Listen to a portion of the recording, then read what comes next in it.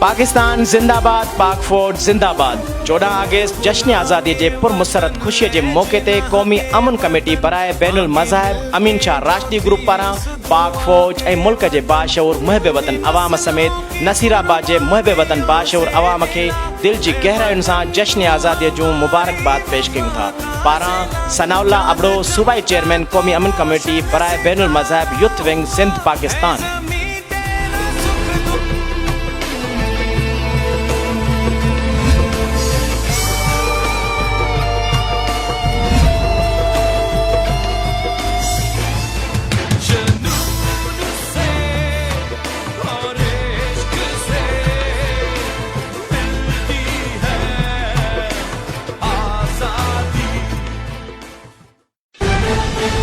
For more news and updates, keep watching BTV News First Ultra HD web channel.